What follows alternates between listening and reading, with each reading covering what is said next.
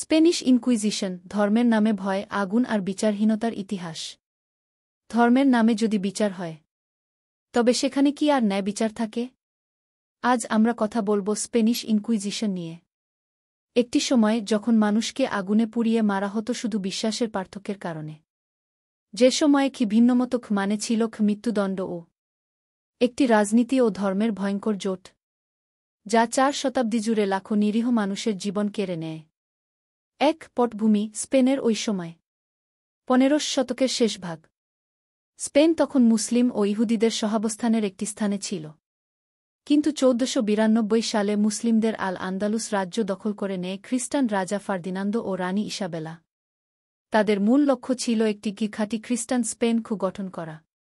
এই সময়ে জন্ম নেয় the tribunal of the Holi office of the inquisition, যা আমরা চিনি স্প্যানিশ ইনকুইজিশন নামে।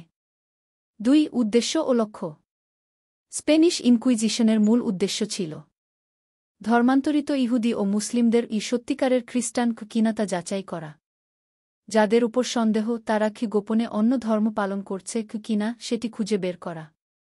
এবং সবচেয়ে ভয়ঙ্কর, হেরেটিক্স বা ধর্মবিরোধীদের নির্মূল করা।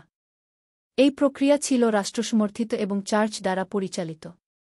বিচার হতো গোপনে, সাক্ষী পাওয়া যেত না, আর প্রমাণ ছাড়াই মানুষকে দোষী সাব্যস্ত করা হতো। 3 নির্যাতন ও বিচার পদ্ধতি। ইনকুইজিশনের সবচেয়ে ভয়ঙ্কর দিক ছিল তাদের টর্চার বেসড কনফেশন সিস্টেম। পাপ স্বীকার না করলে নির্যাতন শুরু হতো।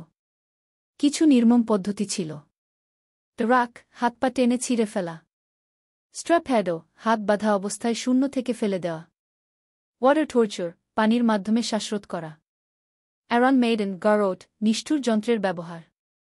এইসব নির্যাতনের পর কেউ স্বীকার করলেই তাকে শাস্তি দেওয়া হতো, সম্পদ বাজেয়াপ্ত, জেলে রাখা, অথবা সবচেয়ে ভয়াবহ অর্ডার, যেখানে তাকে আগুনে পুড়িয়ে মারা হতো জনসমক্ষে। 4 ইনকুইজিশনের শিকার কারা ছিল?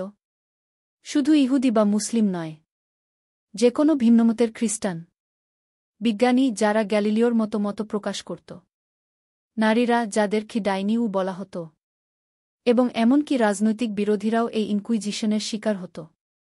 অনেক সময় সম্পদ লুট করার উদ্দেশ্যেই কাউকে হেরেটিক ঘোষণা করা হতো। 5 পরিণতি ও দীর্ঘমেয়াদী প্রভাব। চার্চ ও রাষ্ট্রের এই জোট বহু শতাব্দী ধরে স্পেনকে ভয়ের রাজ্যে পরিণত করে। ধর্ম ছিল নিয়ন্ত্রণের হাতিয়ার, ভয় ছিল টিকিয়ে রাখার মাধ্যম।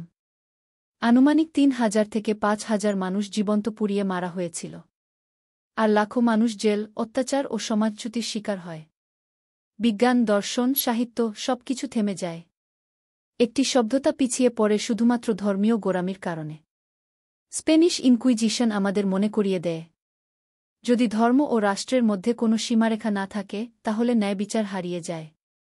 ধর্মীয় বিশ্বাস কখনোই ভয়, আগুন বা রক্তের মাধ্যমে টিকিয়ে রাখা যায় না। এটি কেবল অতীতের ইতিহাস নয়, এটি আজও আমাদের জন্য একটি সতর্কবার্তা।